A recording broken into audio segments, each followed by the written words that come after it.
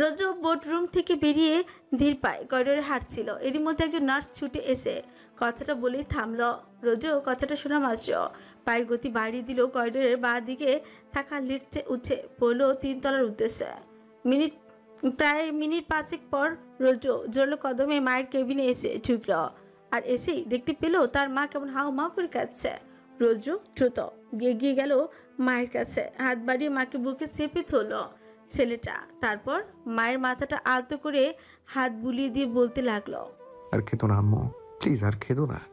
জুবাইদা বেগম এখনো কাঁদছেন। ছেলের কথা শুনে হয়তো তার কান্নার বেগ কমলো কিছুটা। তিনি শক্ত করে ছেলেকে চেপে ধরলেন।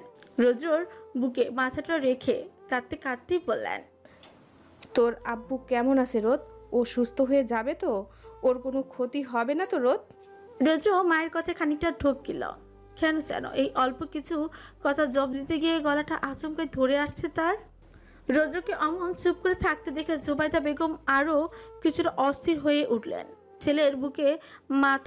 ছেলের বুক হতে মাথা উঠিয়ে তার চোখ বরাবর নিচে ছলছল চোখ জোড়া তাক করলেন। ছেলের হাত দুটো মৃদু ঝাঁকিয়ে বললেন, বল না বাবা। রৌদ্র আলগোছে মায়ের মুখটা নিজের 2 হাতের তালুতে নিয়ে নেয়।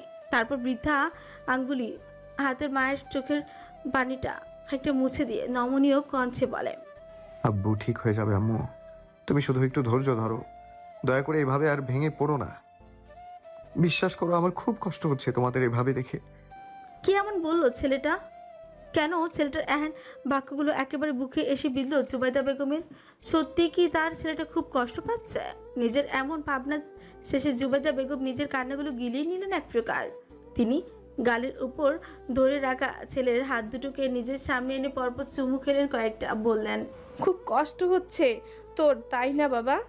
রুদ্র হাসলো একটুখানি, হাত উঁচিয়ে মায়ের মাথার এলোমেলো চুলগুলো আলতো করে গুছিয়ে দিয়ে বলতে থাকে, হুম, কোনো কষ্ট নেই আমার। জুবাইদা বেগম আহত চোখে চেয়ে রইলেন ছেলের দিকে। ছেলেটার চোখে মুখের এই কি অবস্থা হয়েছে? মুখটা কেমন হঠাৎই মলিন হয়ে গেছে বুঝি? চোখ দুটো কেমন লাল হয়ে আসছে। আচ্ছা, ছেলেটা কি কাল থেকে জেগেই আছে? একটু কি চোখ দুটো বন্ধ করার সময় পায়নি? জুবাইদা বেগম নিজের মনের কথাগুলো ঠোঁটের আগায় নিয়ে এলেন। ছেলের পানে আহত চোখে তাকিয়ে বললেন, তুই কি একটুকু ঘুমাসনি বাবা? রৌদ্রের কর্মরত হাত দুটো হঠাৎই থেমে গেল যেন। সে কেমন চমৎকার হাসলো মায়ের কথায়। বলল, না, তোমরা আগে সুস্থ হও, তারপর মন ভরে তোমাদের খোলে মাথা রেখে ঘুমাবো। এমন কথা জুবাইদা বেগমের চোখ দুটো আবারও ভরে আসলো যেন। তিনি আলগোছে নিচে শাড়ির আঁচলে ভেজা চোখ দুটো মুছে নিলেন। তারপর ছেলের দিকে না তাকিয়ে বললেন, কবে সব আবারও আগের মতো হবে রোদ? আমার যে আর ভালো লাগছে না বাবা। রৌদ্র হাত হাসলো। কি আশ্চর্য, ছেলেটার হাসিতেও এত ব্যথা কেন? কি এমন ব্যথা তার যেটা সে লুকিয়ে রেখেছে তার অমন মুগ্ধ হাসির মাঝে? কিছুক্ষণ বাদেই রৌদ্র তার মায়ের কথার প্রত্যুত্তরে কেমন অদ্ভুত শান্ত কণ্ঠে বলে উঠছে, হবে আম্মু, খুব শীঘ্রই সবটা আবারও ঠিক হবে, তুমি চিন্তা করো না। জুবাইদা বেগম ছেলের অমন গভীর কথার ভাবার্থ না বুঝে মাথা নাড়ান। ঠিক সেই সময় কেবিনে এসে ঢুকলো একজন নার্স, হাতে তার একটা মাঝারি সাইজের ট্রে ধরে রাখা। তিনি এসেই রৌদ্র থেকে খানিকটা দূরে দাঁড়িয়ে বললেন, স্যার খাবারটা টেবিলে রাখুন। ছোট্ট করে উত্তর দিল রৌদ্র। নার্সও রৌদ্রের কথা অনুযায়ী খাবারটা টেবিলে রেখে চলে গেলেন। রৌদ্র এক পলক সেদিকে তাকিয়ে চলে গেল কেবিন সংলগ্ন ওয়াশরুমের দিকে। তারপর মিনিট খানেক পেরুতেই বেরিয়ে এসে ছেলেটা। জুবাইদা বেগম ঘাড় বাগিয়ে পেছনে তাকালেন ছেলের দিকে। পরক্ষণই তার ভিউ কুচকে আসে আপনা আপনি। ছেলেটা হয়তো চোখে মুখে পানি ঝাপটা দিয়ে এসেছে, তাই তো তার মুখ এবং চুলগুলো কেমন ভিজে আছে। আবার সেখান থেকে পানি চুইয়ে চুইয়ে পড়ছে, যার দরুন শার্টটাও ভিজে জুবুতুবু অবস্থা। রৌদ্র ধীর পায়ে এগিয়ে আসে মায়ের সামনে। জুবাইদা বেগমও তৎক্ষণাৎ ছেলের হাত ধরে নিজের পাশে বসিয়ে দিলেন। তারপর নিজের শাড়ির আঁচলে ছেলের ভেজা মুখটা মুছে চুলগুলো আলতো করে মুছে দিতে লাগলেন। রৌদ্র চোখ বন্ধ করে রইল। মনটা এতক্ষণে কিছুটা হলেও শান্তি পাচ্ছে তার। প্রায় মিনিট খানিক পর জুবাইদা বেগম রৌদ্রের মুখ থেকে আঁচল সরালেন। ছেলের দিকে তাকিয়ে বললেন, এভাবে কেউ হাত মুখ ধয় বাবা? ইস, কি করলি? শার্টটার অবস্থা এ তো একেবারে ভিজে গেছে। রৌদ্র ফিচেল হাসে মায়ের কণ্ঠ কানে পৌঁছতে বুঝি স্বস্তি মিলেছে ছেলেটা। সে কেমন মগ্ন হয়ে শুনছে মায়ের কথা। তারপর কিছু একটা মনে পড়তে ছেলেটা তৎক্ষণাৎ সোজা হয়ে বসে ছেলের টেবিলের উপর থেকে খাবারটা হাতে নিয়ে বলে, দেখি হা করো তো, খাবারটা খেয়ে নাও। আমার আবার বেশি সময় নিয়ে এখানে বসে থাকলে চলবে না, রাউন্ডে যেতে হবে। তাই লক্ষ্মী মেয়ের মতো খাবারটা খেয়ে নাও তো। জুবেদা বেগম ছেলের অমন কথা বলার ভঙ্গিতে মুখ টিপে হাসলেন। ভাবলেন ছেলেটা কেমন তার বাবা বনে গেল হঠাৎ করে। বাবারা যেমন ছেলে মেয়েদের আদর করে খাবার খাইয়ে দেন, তার ছেলেটাও তো এখন এমনই করছে। রোজ ভাত মেখে এক লোকমা তুলে ধরে মায়ের মুখের সামনে। হুট করে খাবারের গন্ধে জুবেদা বেগম নাক মুখ কুচকে ফেলেন খানিকটা। সেদিকে তাকিয়ে রোদ্র কপট রাগ নিয়ে বলে উঠছে, ভাব করলে লাভ হবে না আম্মু, তোমার এখন খেতেই হবে। নাও জলদি হাঁ করো। অজ্ঞতা এমন কথায় জুবেদা বেগমের কি বা করার থাকে। তিনি বাধ্যের ন্যায় মুখ তুলে নিলেন খাবারটা। রুদ্র হাসলো এতে। খাবারের প্লেটটা এক হাতে নিয়ে অন্য হাতে মায়ের মাথাটা নিজের মুখের সামনে এনে শব্দ করে চুমু বসিয়ে দিল। বললা, that's like a good girl. বিকেল 5টা। রৌদ্র বেরিয়েছে রাউন্ড দিতে। ছেলেটা এখন বেশ পরিপাটি, শত হলো এখানকার একজন দক্ষ কার্ডিওলজিস্ট সে। যেন তেন এলোমেলো হয়ে থাকলে তো আর চলবে না তার। রৌদ্র নিজের রাউন্ড শেষে একবার মত করলো অরিনের কেবিনে যেতে। মেয়েটাকে কেবিনে আনার পর মাত্র 2বার দেখে এসেছে সে। কাজের চাপে খুব একটা সময় দিতে পারেনি মেয়েটাকে। রৌদ্র আর কিছু না ভেবে হাতে কিছু জরুরি ফাইল নিয়ে হাঁটা ধরে অরিনের রুমের দিকে। অরিনের রুমের কাছে আসতে একজন নার্স দ্রুত বেরিয়ে আসে রুম থেকে। রৌদ্র তাকে দেখে কিছু জিজ্ঞেস করবে, তার আগে নার্স নিজ থেকে ব্যস্ত হয়ে বলতে লাগলো, স্যার ম্যাডামের জ্ঞান ফিরেছে। তিনি এখন পুরোপুরি বিপদমুক্ত। কিন্তু কিন্তু কি? তৎক্ষণাৎ সন্দিহান গলায় প্রশ্ন করে রৌদ্র। নার্স খানিকটা হাঁপিয়ে বললেন, রৌদ্র ভিতরে হয়তো ম্যাডামের ভাই বসে আছেন। তিনি সে কখন থেকে অনবরত কাঁদছেন। আমি কয়েকবার বললাম না কাঁদতে, কিন্তু কে শোনে কার কথা। ফিচেল হাসল। মেয়েটাকে যেতে বললো, দাঁড়িয়ে রইল বাইরে। থাক না, কথা বলুক অনেক তার বোনের সঙ্গে। ছেলেটাও তো কম কষ্ট পায়নি বোনের জন্য। অনেক জ্ঞান ফিরেছে এই তো মিনিট 10 হবে। সেই থেকে মেয়েটার সামনে ফুপে ফুপে কাঁদছে অনেক। থামাথামি নামগন্ধও নেই তার। অরিন বেশ কয়েকবার ভাইকে কান্না থামাতে বলেছে, কিন্তু তার ভাইটা কান্না থামালে তো ছেলেটা কেমন বাচ্চাদের মতো বোনের পায়ের ধারে বসে মাথা নিচু করে রেখেই কাঁদছে। বারে বারে নিজেকে অপরাধী সাব্যস্ত করে বলে যাচ্ছে, আমি খুব খারাপ ভাই, আমি তোকে আগলে রাখতে পারিনি। আমার ভুল হয়ে গেছে বনু, আমায় প্লিজ ক্ষমা করে দে। অরিন ভাইয়ের এহেন কাণ্ডে আহত অবস্থাতে হাসলো খানিকটা। মেয়েটা আর কিছু না ভেবে ভাইকে হাত উঁচিয়ে ডাকতে গেলেই হাতে খানিকটা টান পড়ায়। মুখ কুচকে উহ করে বলে উঠছে তৎক্ষণাৎ। অনেক হকচকে উঠছে বোনের ব্যথাত শব্দে। সে তড়িৎ এগিয়ে আসে বোনের কাছে, বিচলিত হয়ে বলতে থাকে, কি হয়েছে বনু? কি লাগবে তোর? কোথায় ব্যথা পেলি বনু? এই বল না বনু। ভাইয়ের একের পর এক প্রশ্নে এক প্রকার অতিষ্ঠ অরিন। মেয়েটা খানিকটা ফুস করে নিঃশ্বাস ফেলে ভাইয়ের দিকে তাকায়, বলতে থাকে, একসাথে এতগুলো প্রশ্ন করলে কোনটা রেখে কোনটার উত্তর দেই বলো তো? অনেক নিজের করা এহেন বোকামি তো জিভ কাটলো আলগোচ্ছে। মাথা চুলকে বোকাদের মতো হাসি দিয়ে বলে উঠছে, মানে সরি। অরিন হাসলো ভাইয়ের কর্মকাণ্ডে। হাসতে হাসতেই মেয়েটার চোখের কার্নিশ ভরে উঠল। গোটা একটা দিন পর তার ভাই আবারও তার সঙ্গে হেসে খেলে কথা বলছে। সময়টা বুঝি খুব একটা বেশি না হলো অরিন বুঝি মনে হচ্ছে ভাইয়ের সঙ্গে তার গোটা এক জনম ঠিকভাবে কথা হয়নি। অনেক বোনের হাসি মুখটার দিকে তাকিয়ে রইল কিছুক্ষণ। মনটা এতক্ষণে গিয়ে খানিকটা শান্তি পেল তার। অনেক মেজা চোখে হাসলো বোনের সঙ্গে। সে গুটি গুটি পায়ে বোনের মাথার কাছে এসে দাঁড়ায়। তারপর হাত বাড়িয়ে বোনের মাথাটা নিজের বুকের সঙ্গে চেপে ধরে ফোঁস করে নিঃশ্বাস ফেলতে লাগলো। দৌড়ে আসা কণ্ঠে বলল, আর কখনো এত বড় কাজ করতে চাস না বনু, বিশ্বাস কর। তোর কিছু হয়ে গেলে সত্যি মরে যাব আমি। ভাইয়ের উপর তোর যত রাগ ক্ষোভ যাই থাকুক না কেন, তবু তুই দ্বিতীয়বার এমনটা করার কথা স্বপ্নেও ভাবিস না। অরিন ভাইয়ের কথাগুলো বেশ মনোযোগের সাথে শুনল। মেয়েটার চোখ থেকে অবলীলায় গড়িয়ে পড়ছে অশ্রু, তা আবার নিঃশব্দে। অরিন খানিকটা নাক টানে, ধরে আসা কণ্ঠে বলতে থাকে, আমায় ক্ষমা করে দাও ভাইয়া, আমি আসলে।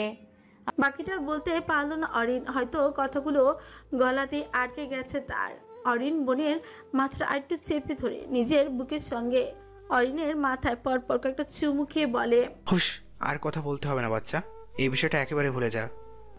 অরিন এবার ভাইয়ের বুক থেকে মাথা তুলে ভাইয়ের মুখের দিকে চাইলো, ছলছল চোখে কাঁদো কাঁদো গলায় বলল। আমার একটা ছোট্ট প্রমিস করবে ভাইয়া? অনেক তৎক্ষণাৎ বোনের কপাল বরাবর ঠোঁট ছুঁয়ে দিল।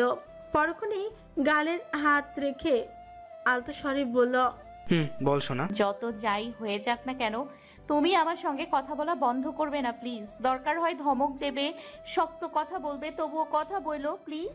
আমি তোমার নীরবতা সহ্য করতে পারি না ভাইয়া, আমার খুব কষ্ট হয় তুমি যখন আমার সঙ্গে কথা না বলে থাকো।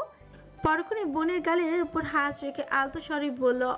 এন কথায় অনেকের বুকটা বুঝি মোচড় দিয়ে উঠে খানিকটা। বোনটা তার গত একদিনের দুর্ব্যবহারে কেমন মূর্ছা গেছে প্রায়। নিশ্চয়ই বোনটা তার এহেন ব্যবহারের গুলোতে ভীষণ রকমের কষ্ট পেয়েছে। অনেক নিজের করা কৃতকর্মের মনে মনে ভীষণ কষ্ট পেল। সে নিজের মাথাটা নিচু করে রেখে ছুঁচ কামড়ে কেঁদে দিল আবারও। অরিন তৎক্ষণাৎ অস্থির হয়ে বলে উঠছে, এই ভাইয়া প্লিজ কান্না থামাও। দেখো তুমি এভাবে কাঁদলে আমি কিন্তু কান্না করে দিব। এইরূপ কথায় অনেক কান্না থামিয়ে ফিক করে হেসে উঠছে। বোনের পানে ছলছল চোখ জোড়া তাক করে নাক টানে সামান্য।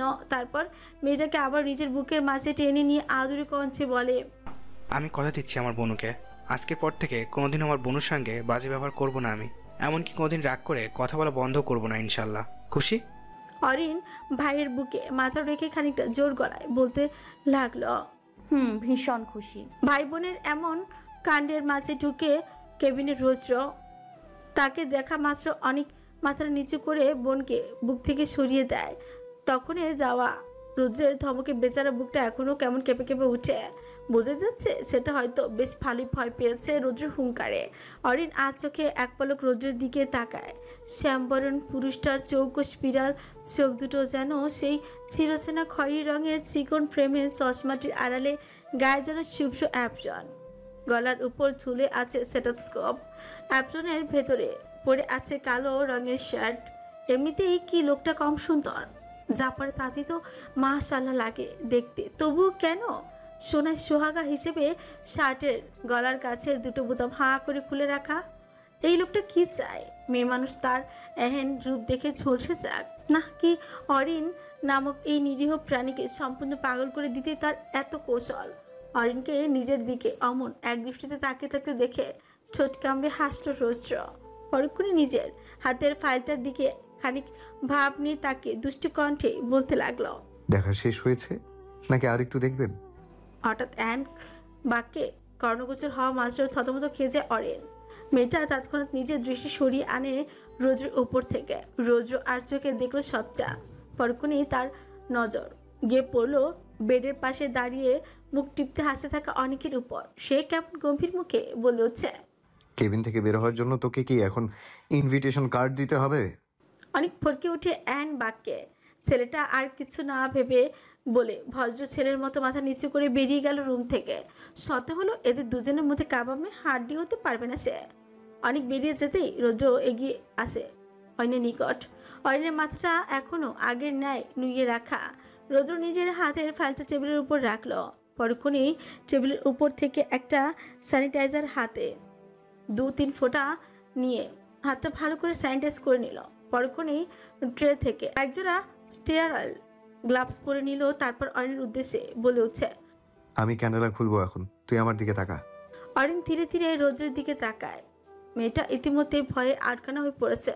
রৌদ্র মেয়েটার পাশে বসে অরিনের চোখে চোখ রেখে বলল, নিচে তাকাবি না, ওকে? অরিন মাথা কাত করে। রৌদ্র এবার নিজের কাছে মনোযোগ টানে। অরিনের হাতের পিছে বসানো ক্যানোলার চারপাশে থাকা চেপ আলতো করে খুলে নেয়। তারপর ট্রে থেকে একটুখানি কটন নিয়ে ইনসার্ট সাইডে হালকা করে চেপে ধরে। অন্য হাতে ধীরে ধীরে ক্যানোলাটা টেনে বের করে নেয়। অরিন ব্যথায় খানিকটা নড়ে চড়ে বসতে রৌদ্র অস্থির হয়ে বলে হচ্ছে, সরি জান বাচ্চা, সরি, এই তো শেষ, আর একটুখানি। বলেই সে তৎক্ষণাৎ ইনসার্ট সাইডে কটন দিয়ে চেপে ধরে যাতে রক্ত বের না হয়। মিনিট খানিক পেরোনোর পর সেখানটায় ভালো করে অ্যান্টিসেপটিক দিয়ে পরিষ্কার করে দিল। পরক্ষণেই একটা টেপ বসিয়ে দিল ক্যান্ডেলা বসানোর জায়গায়। তারপর রৌদ্র ব্যবহৃত সকল বায়ো ওয়েস্ট এবং নিজের হাতের গ্লাভস দুটো খুলে ফেলে দিল ডাস্টবিনে। হাতের কাজ শেষে সে আবারও নিজের হাত দুটো স্যানিটাইজ করে মেয়েটার পাশে এসে বসে। অরিনের ক্ষত হাত দুটোর পানে এক দৃষ্টিতে তাকিয়ে থেকে গম্ভীর মুখে বলেছে, নেক্সট টাইম একটু ভালো মতো করিস সবটা। হাত কাটতে চাইলে একটা ধারালো ছুরি নিবি কেমন? এসব সবজি কাটার ছুরিতে তো অত ধার নেই। এই দেখ না, তুই এত কষ্ট করে সুসাইড অ্যাটেম্প্ট করতে গেলি, অথচ গাদ্দার ছুরিটার গাদ্দারির জন্য তোর মনের ইচ্ছাটা পূরণ হলো না। তোর জন্য ভীষণ স্যাড ফিলিং হচ্ছে রে, ভেরি স্যাড। লোকটার এমন কথায় হতবুদ্ধি নেয় তাকে রইল অরিন। কি বলছে এই লোক? সত্যি সে বলছে? অরিন খানিকক্ষণ সময় নিয়ে আমতা আমতা করে বলে, মানে? হ্যালো প্রিয় শ্রোতা বন্ধুরা, আপনারা শুনছেন পুতুল ডায়েরি প্রেজেন্টস ভালোবাসার সুন্দর সুন্দর গল্প। আমাদের কাজকে আরো সুন্দর করার জন্য আপনাদের উৎসাহ প্রয়োজন। আপনাদের উৎসাহ আমাদের অনুপ্রেরণা। ধন্যবাদ। রোজ এবার তীক্ষ্ণ দৃষ্টি ফেলে অরিনের দিকে। ছেলেটার চোখ দুটো এমনিতেই লাল, তার উপর এখন কেমন ঘোলাটে হয়ে আসছে যেন। অরিন ভরকে যায় খানিকটা। সে তৎক্ষণাৎ নিজের দৃষ্টি সরিয়ে নেয় রৌদ্রের ওপর থেকে। রৌদ্র তখন বলা নেই কনি হুট করেই নিজেদের মাঝের দূরত্ব কাটিয়ে নিয়ে অরিনের একেবারে মুখোমুখি এসে বসে। অরিন কেঁপে উঠছে খানিকটা। মেয়েটা নিজের মাথা নুইয়ে ফেলে সঙ্গে সঙ্গে। রৌদ্র ধীরে ধীরে নিজের মুখভাবে পরিবর্তন আনে। ছেলেটার চোয়াল শক্ত হয়ে উঠে, চোখ দুটোতে ছেয়ে যায় আগুন। সে আলতো করে অরিনের গালে আঙুল বোলায়। অরিন তৎক্ষণাৎ নিজের চোখ দুটো কুঁচকে ফেলে। রৌদ্র ধীরে ধীরে তার আঙুল অরিনের গাল বেয়ে খানিকটা পেছনে নিয়ে যায়। তারপর হুট করেই মেয়েটার চুলে মুঠি চেপে ধরে শক্ত হতে। অরিন ব্যথায় মৃদু কুকিয়ে উঠছে। হাত দুটো উঠাতে পারছে না মেয়েটা। রোজু এবার বেশ শক্ত গলায় রাগে হিসিয়ে বলতে লাগলো, তোর ভাগ্য ভালো তুই এখন অসুস্থ হয়ে আমার হসপিটালের বেডে পড়ে আছিস, নইলে এতক্ষণে তোকে আমি নিজের হাতে কবরে পাঠিয়ে ছাড়তাম। রোজের এহেন কথায় জান যা যা অবস্থা অরিনের। মেয়েটা ভয়ে ঠোক কিলো কয়েকটা। রোজু এবার অন্য হাতে শক্ত করে অরিনের চোয়াল চেপে ধরে। অরিন আবারও অস্ফুটে মৃদু কুকিয়ে উঠছে, অথচ সেদিকে কোনো রূপ পাত্তা দিল না রৌদ্র। মেয়েটা কেমন আগুন চোখে তাকিয়ে আছে অরিনের দিকে। ভাব এমন, এই আগুনই বুঝি সে ঝলসে দিবে অরিনকে। রোদ বুঝি এতক্ষণে নিজেকে বহু কষ্টের রাগ থেকে সামলে রেখেছিল, কিন্তু এই সামলানো আর বেশিক্ষণ টিকলো না। সে এবার এক প্রকার গর্জে উঠে বলতে লাগলো, মরার খুব শখ না তোর? মরণকে খুব সহজ মনে হয় তোর কাছে? ঠিক আছে, কিভাবে মরবে বল? আমি নিজ হাতে তোকে খুন করব। তোর মতো আহাম্মক মেয়ে মানুষের বাঁচতে হবে না। ভাবতেই অবাক হচ্ছি, কত বড় কলিজা তোর। এইটুকু বয়সে আমাকে এই ইফতেখার এহসান রৌদ্রকে নাকানি চুবানি খাওয়াচ্ছিস। তোর আগে পিছে পাগলের মতো ঘুরপাক খাওয়াচ্ছিস। এই, তোর কি মনে হয় রে? আমি কি, আমাকে তোর মানুষ বলে মনে হয় না? অরিন এবার ফুপিয়ে উঠে। তা দেখে রৌদ্র অরিনের মুখটা ঝাটকা মেরে সরিয়ে দেয় হাত থেকে। তারপর দু হাতে নিজের চুলগুলো খামচে ধরে গজগজ করতে করতে বলে, শালার পান থেকে চুন খসলেই নাকে কান্না শুরু। আল্লাহ, কি করব আমি এরে নিয়ে? কই যাব আমি? অরিন এখনো হেঁচকি তুলে কাঁদছে। রৌদ্র বাঁকা চোখে মেয়েটার দিকে তাকায়। মনটা তো চাইছে তার আরও দু একটা শক্ত কথাই বলতে। এই মেয়েকে কিন্তু পরিস্থিতি যে অতটাও ভালো না। রৌদ্র ফুস করে নিঃশ্বাস ফেলে নিজের উরুতে পরপর দুটো ঘুষি মেরে নিজের রাগটাকে কমানোর বৃথা চেষ্টা চালাচ্ছে ছেলেটা। অরিন কান্না থামে ফ্যাল ফ্যাল চোখে তাকে দেখলো সবটা। এই মুহূর্তে রোদ্রের এহেন ভাবভঙ্গিতে ভীষণ ভয় লাগছে তার। কিছুক্ষণ বাদে রোদ্রের রাগ বুঝি কমলো কিছুটা। সে খানিকটা ঠোঁট গোল করে নিঃশ্বাস ফেলে কেবিনের দিকে তাকায়। অরিনের দিকে তাকায়। অরিন মাথা নিচু করে রেখেছে। তা দেখে রৌদ্র নিজের শুষ্ক অথর্জোড়া জিভ দিয়ে ভিজিয়ে নিল কিছুটা। তারপর মেয়েটার মুখের দিকে আবারও হাত বাড়াতেই ভয়ে ছিটিয়ে গেল কিছুটা। রৌদ্র বেশ আহত হলো এহেন কাণ্ডে।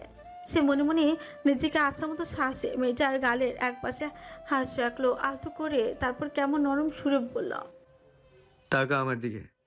অরিন চোখ তুলল না। মেয়েটা এখনো কাঁদছে আগের মতন। রৌদ্র এবার অস্থির হলো। সে অরিনকে তৎক্ষণাৎ জড়িয়ে ধরে, অরিনের কাঁধের উপর মুখ রাখে। অরিন হকচকে ওঠে খানিকটা। কি থেকে কি হয়ে গেল ইতিমধ্যে সবটা যেন মাথার উপর দিয়ে যাচ্ছে। অরিনের এহেন ভাবনার মাঝে তার কর্ণকুড়ে এসে পৌঁছায় রোজের ভারী কণ্ঠ, এতটা রেগে থাকিস না আমার উপর। আমি কিন্তু মোটেও এসবের যোগ্য নই, সানশাইন। অয়নের বুকটা বুঝি কেঁপে উঠে তৎক্ষণাৎ। এসব কেন বলছে ডাক্তার সাহেব? রৌদ্র ধীরে ধীরে অয়নকে ছেড়ে দেয়। অয়নের ছোট্ট মুখটার উপর এক দৃষ্টিতে তাকিয়ে থেকে হালকা ব্যথাতুর হেসে বলে হচ্ছে, তোর সাথে রাগ করার হাজারটা কারণ থাকলেও সে সব কিছুর ঊর্ধ্বে গিয়ে আমি তোকে ভালোবাসি সানশাইন। তোর করা পাগলামিগুলোকে ভালোবাসি, তোর এই ছিঁচকা দুনে স্বভাবটাকে ভালোবাসি, তোর হুটহাট গাল ফুলিয়ে রাখাটাকেও ভালোবাসি, তোর মুখের ডাক্তার সাহেব ডাকটাও ভীষণ ভালোবাসি সানশাইন। তুই আমার এক ভয়ঙ্কর আসক্তি, যা কিনা আমার শরীরের প্রতিটি রন্ধ্রে রন্ধ্রে মিশে আছে ওতপ্রোতভাবে। আবার যদি বলি, তুই আমার সেই অভ্যাস, যে অভ্যাসকে আমি নিয়ে সারা জীবন বাঁচতে চাই। এখন তুই বল না সানশাইন, এতটা ভালোবেসে কিভাবে তোকে ভুলে থাকবো আমি? তোকে ভোলার আগে মরণ হয়ে যাক আমার, পৃথিবী থেকে মিটে যাক এই রৌদ্র নামক অহেতুক মানুষটার সকল অস্তিত্ব, তবুও সবকিছুর ঊর্ধ্বে গিয়ে আমি বলবো, আমি ভালোবাসি তোকে সানশাইন। অয়ন মন্ত্রমুগ্ধের ন্যায় শূন্য সবটা। রৌদ্রের বলা প্রতিটি কথাই যেন বুকে এসে বিঁধেছে তার। অরিন চোখ নামিয়ে নেয় আবারও। রৌদ্র তখন ফের বলল, আমাকে দূর থেকে ভালোবাসতে পারবি বলেছিলি না? ঠিক আছে, তবে তাই হোক। কান খুলে শুনে রাখো মেয়ে, তুমি জিতলে, অবশেষে তুমি তোমার কথায় জিতলে। অরিন তৎক্ষণাৎ নিজের মাথা উঠায়, চোখে মুখে একরাশ অবাক ভার লেপটে অস্থির গলায় বলে উঠছে, মানে কি বলতে চাইছেন আপনি? রোজের তাচ্ছিলে হাসি টানে ছোচে করে হাত দুটো পিছিয়ে নিয়ে খানিকটা হেলে পড়ে বলতে থাকে, সময় হলে সব জানতে পারবি, আপাতত ভালো থাক। অয়নের মাথার উপর দিয়ে গেল সবটা। সে কেমন চিন্তিত সুরে আবারও বলল, আপনি হেয়ালি না করে ঠিকমতো বলবেন প্লিজ। রৌদ্র এবার সোজা হয়ে বসে অয়নের চোখের দিকে গভীর চোখে তাকিয়ে শান্ত অথচ নিজের কণ্ঠে বললে, তেমন কিছুই না সানশাইন, তোকে ভুলতে পারার চাইতে তোকে নিজের মনের মনি কোঠায় নিয়ে সারা জীবন বাঁচতে চাই আমি, হোক সেটা তোর সাথে কিংবা অদূরে। অয়নের মাথায় বাজ পড়লো যেন। মেয়েটার চোখ দুটো কেমন ফ্যাকাশে হয়ে গেল হ্যান কথায়। সে কাপা কাপা কণ্ঠে প্রশ্ন করে। মানে কোথায় যাবেন আপনি? রৌদ্র আর কিছু না বলে উঠে দাঁড়ায়। রুম থেকে চলে যাওয়ার উদ্দেশ্যে পা বাড়াতেই আবারও পিছনে ফিরে তাকায়। অয়নের চোখের দিকে তাকায়, শান্ত কণ্ঠে বলে উঠছে, আমি তোর কাছে থাকি কিংবা দূরে থাকি তাতে কিছুই যায় আসে না সানশাইন। তুই আমার ছেড়ে আছিস এবং সারা জীবন থাকবি। আমি রৌদ্রবাদে তোকে আর কেউ ছোঁয়া তো দূর, তোর আশেপাশেও ঘেঁষতেও পারবে না। এটা যদি তোর মনে হয়ে থাকে আমি তোকে নিজের সম্পত্তি মনে করছি, তাহলে তুই একেবারেই ঠিক ভাবছিস। তুই আমার সম্পদ, একমাত্র এই ইফতেখার এহসান রৌদ্রের ব্যক্তিগত সম্পদ, আর নিজের সম্পদের ওপর দখলদারিত্ব বরাবরই ভালো পারি আমি। অরিন থমকায়। রৌদ্রর বলা এহেন শক্ত কথাগুলো যেন এখনো কানে বাজছে তার। বুকটা জ্বলছে অনিয়ন্ত্রিত তাণ্ডব। চোখ দুটো কেমন আটকে আছে রৌদ্রের পিঠ বরাবর। অরিন ক্ষণে ক্ষণে ঢোক গিলল কয়েকটা। রৌদ্র কিছুক্ষণ নিশ্চুপ ভঙ্গিতে দাঁড়িয়ে থেকে বেরিয়ে গেল কেবিন হতে। ছেলেটার চোখ দুটোর কার্নিশে কেন যেন জলের উপস্থিতি, চেহারার ভঙ্গিমা স্পষ্ট লেপটে আছে ব্যথার ছাপ ভাব। এমন অরিনকে এইটুকু কথা বলতে যেন রাজ্যের কষ্ট পোহাতে হয়েছে তার।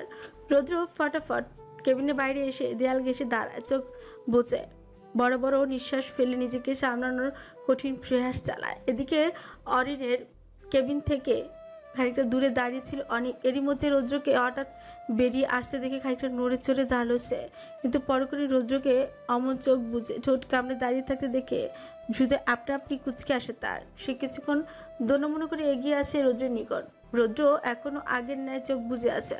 অনেক কিছুক্ষণ রৌদ্রের দিকে তাকিয়ে থেকে তার কাঁধে হাত রাখতে চাইলে, কিন্তু পরক্ষণেই কিছু একটা মনে করে গুটিয়ে নিল হাতটা। কিয়ৎক্ষণ বাদে অনেক মৃদু গলা খাকারি দিয়ে ওঠে। রৌদ্র তৎক্ষণাৎ চোখ দুটো মেলে ঘাড় বাঁকিয়ে তাকায় অনেকের দিকে। অনেক তখন মিনমিনি স্বরে বলে, কি হচ্ছে তোমার? শরীর খারাপ লাগছে? এমন কথায় রৌদ্র কেন যেন তার ছেলে হাসি টানলো ছোটের কোণে। সে আগের ন্যায় দেয়াল ঘেঁষে দাঁড়িয়ে থেকে তার ছেলে সুরে বলল, আমি তো এখন আর মানুষ নই রে অনেক, আমি হয়ে গেছি রক্তে মাংসে করা এক অনুভূতিহীন যন্ত্র, যার কোনো ব্যথা নেই, কষ্ট নেই, হারানোর শোক নেই। এই জন্যই হয়তো বা এখন আর খারাপ টারাপ লাগে না। অনেক হতভম্ব হয়ে গেল এহেন এরূপ কথায়। তার বিমূঢ় চোখ দুটো কেমন এক দৃষ্টিতে আটকে আছে রৌদ্রের পানে। আচ্ছা, আজকে তার রোদ ভাই হঠাৎ এমন ছুরি কথা বলছে কেন? তার রোদ ভাই ঠোঁটের কোণে ফুটে ওঠা হাসি আজ কেন প্রাণবন্ত ঠেকছে না তার কাছে। কিয়ৎক্ষণ বাদে অনেক নিজের সকল হতবম্বতা একপাশে রেখে চিন্তিত গলায় বলতে লাগলো। কি হয়েছে তোমার? হঠাৎ এমন কথাই বা বলছো কেন? রোদ্রের এহেন কথার জবাব দিতে একেবারে প্রয়োজন বোধ করলো না সে। ধীরে ধীরে সটন হয়ে দাঁড়ায়, তারপর পকেটে 2 হাত গুছে অনেকের দিকে তাকায়। সরু চোখে গলায় একরাশ গম্ভীর ভাব ফুটিয়ে বলে উঠছে, ভেতরে গিয়ে অরিকে খাবার খাইয়ে দিবি, না খেতে চাইলেও জোর করে খাওয়াবি, তারপর টেবিলের উপরে রাখা প্রেসক্রিপশন দেখে ওষুধগুলো খাইয়ে দিবি। Got it? অনেক মাথা দোলায়। রোদ্রের কথা অনুযায়ী কেবিনের দিকে এক পা এগোতে আবারও কিছু একটা মনে পড়ে যাওয়ায় রোদ্রের দিকে তাকায় ছেলেটা। রোদ্র চলেই যাচ্ছিল, কিন্তু অনেকের হঠাৎ থেমে যাওয়ায় সেও দাঁড়িয়ে পড়ে। ইশারায় জিজ্ঞেস করে, কি হলো? অনেক তখন চিন্তিত গলায় বলে উঠছে। আচ্ছা, তুমি খাবার খেয়েছো তো? রোদ্র ফিচেল হাসলো। অনেকে এক প্রকার উপেক্ষা করে সামনের দিকে পা বাড়িয়ে দিল। আবারও চলে যেতে যেতে পেছনে না তাকিয়ে বলা, যন্ত্রদের আবার খিদে লাগে নাকি? কথাটা বলতে বলতে এই রোজও এগিয়ে গেল বেশ কিছুটা, আর তার পেছনে একরাশ কাতরতা দৃষ্টি নিয়ে তাকে রইল অনেক। ভেতরটা এই বুঝি দুমড়ে মুছড়ে যাচ্ছে তার। কোনো কেন তার পরিবার শুনতে পাচ্ছে না তার রোদ ভাইয়ের নীরব হাহাকার? কেন তার বনু সবটা যেন এভাবে অবুঝ হয়ে বসে আছে? কবে শেষ হবে এই অভিশপ্ত দিনগুলো? কেন মা, কেন তোমরা একটিবারও আমায় ফোন দিয়ে বললে না আব্বুর এমন অবস্থার কথা? বিয়ে হয়ে গেছে বলে কি আমি এতটাই পর হয়ে গেলাম তোমাদের কাছে? মেয়ের একের পর এক কান্নারত কণ্ঠে বলা কথাগুলো মুখ বুজে শুনে যাচ্ছেন জুবাইদা বেগম। এই তো মিনিট 10 হবে রুহিটা এসেছে হসপিটালে, আর এসেই পর থেকেই শুরু হয়েছে তার আহাজারি। রেহান বেচারা তো বউকে সামলাতে গিয়ে রীতিমতো হিমশিমি খাচ্ছে। মেয়েটা তার এত শত বোঝানো তো থামছে না, বরং আরও খানিকটা বাড়িয়েই কাঁদছে। তাই অবশেষে বউয়ের কান্নার প্রকোপের সামনে এক প্রকার হেরে যাওয়া যোদ্ধার ন্যায় হার স্বীকার করে দূরে সরে দাঁড়ালো রেহান। কাঁদতে দিল মেয়েটাকে নিজের মতো করে। তখনই ক্যাবিনে ঢুকে রোদ্র, তার পেছন পেছন ভেতরে আসেন রেহানের বাবা ও মা। সায়মা খাতুন জুবাইদা বেগমের এমন করুণ অবস্থা দেখে ছলছল চোখে এগিয়ে আসেন, মানুষটার পাশে বসে আলতো করে বললেন, এখন কেমন আছো আপা?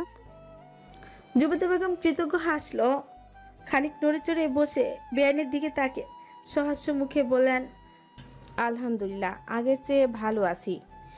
অতঃপর দুজনের কথা চলতে লাগলো নিজেদের মতো করে। এদিকে ভাইকে দেখে রুহি বুঝি আহ্লাদি হয়ে গেল। সে তৎক্ষণ ছুটছে এলো ভাইয়ের কাছে, ছলছল চোখ জোড়া ভাইয়ের দিকে তাক করে অভিমানী সুরে বলতে থাকে, একটা বারও বললে না কেন ভাইয়া?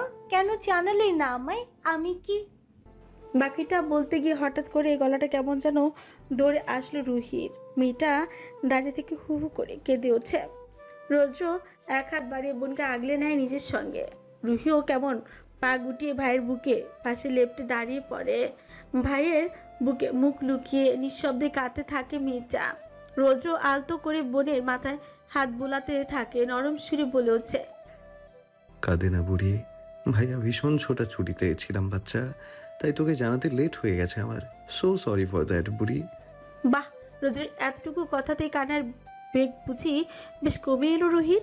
মেয়েটা এখনো কাঁদছে, কিন্তু অল্প। তবে রোদ্রর বোনের মাথায় এখনো হাত বুলিয়ে যাচ্ছে। এরই মাঝে এক নাগারে কাদার ফলে রুহির হেঁচকি উঠতে শুরু করে। সে ভাইয়ের বুক থেকে মাথা উঠিয়ে পাশে দাঁড়ায়। এদিকে রেহান তৎক্ষণাৎ বিচলিত হয়ে পড়ে বউয়ের জন্য। সে তড়িঘড়ি করে ছুটে এসে জুবাইদা বেগমের বেডের পাশে রাখা টেবিল থেকে এক গ্লাস পানি নিয়ে পান করে রুহির মুখের সামনে ধরে। রুহির কান্নার তোড়ে মুখটা ঘুরিয়ে ফেলে অন্যদিকে। তাদেরকে রেহান কেমন অসহায় কণ্ঠে বলে উঠছে, আল্লাহর দোহাই লাগে শ্যামাবতী, একটু পানি খেয়ে নাও, তারপর না হয় আবারও কান্না স্টার্ট করো। আমি থামাবো না, তোমায় কথা দিচ্ছি। রেহানের এমন কথা শুনে রুহি কান্না থামিয়ে হতবুদ্ধি নেয় তাকিয়ে রইল। পাশে দাঁড়ানো ওসমান শিকদার ছেলের হ্যান্ড কানে তৎক্ষণাৎ সরে গেলেন কেবিন থেকে। রৌদ্র মুখ গম্ভীর করে বোনকে পাশ কাটিয়ে বেরিয়ে গেল রুম থেকে। অন্যদিকে জুবাইদা বেগম আর সায়মা খাতুন এদের এমন কাণ্ড দেখে হালকা এসে মুখটা ঘুরিয়ে নিল অন্যদিকে। অথচ রেহানের বুঝি ঘর ভর্তি মানুষগুলোর দিকে কোনোরূপ ভ্রুক্ষেপ নেই। সে আবারও তাড়া দিয়ে বলে হচ্ছে রুহিকে, কি হলো, নাও না পানিটা। রুহি তৎক্ষণ নিজেকে সামনে নিয়ে রেহানের হাত থেকে পানিটা নিয়ে নেয়। তারপর গট গট করে সবটা পানি শেষ করে ফেলে। চোখের পলকে রেহান হা করে তাকিয়ে রইল রুহির দিকে। পরক্ষণে কেমন ছুট উল্টে বলতে লাগলো, আল্লাহ, আমার বউটা কত পিপাসা লেগেছিল। এই, তুমি কি আর একটু পানি খাবে? দেবো? এন কথায় রুহি বুঝি লজ্জায় বলে কিছুটা। এই লোক কি সময় গমায় কিছু বোঝে না? তার মা এবং শাশুড়ি সামনে এভাবে বউ বউ করছে কেন? উনি পৃথিবীতে তারই একমাত্র বউ আছে, অন্য কারো নেই? জুবাইদা বেগম আর সায়মা খাতুন পড়লেন বিপাকে। ছেলে মেয়ে দুটোর সামনে এই মুহূর্তে বসে থাকতে খানিকটা ইতস্তত বোধ করছেন তারা। সায়মা খাতুন একবার ভাবলেন উঠে চলে যাবেন, কিন্তু পরক্ষণে জুবাইদা বেগমের এহেন পরিস্থিতিতে একা পড়ে যাবেন বিধায় তিনি আর গেলেন না। তাছাড়া জুবাইদা বেগমের শরীরটাও তো দুর্বল। এই দুর্বল শরীরে রুম ছেড়ে কীভাবে বেরোবেন তিনি? রুহি আর চোখে মা এবং শাশুড়ি মুখ পানে থাকা। ইস, মানুষগুলোর সামনে এই লোকটা কি শুরু করলাম? রুহি খানিকটা ঢোক গেলে নিচু গলায় রিহানকে ফিসফিস করে পড়ল, বাইরে আসুন, কথা আছে। রিহান ফ্রি গোটায়, তবুও আজ্ঞাকারী স্বামী নেয় মাথা নাড়িয়ে বলে, চলো।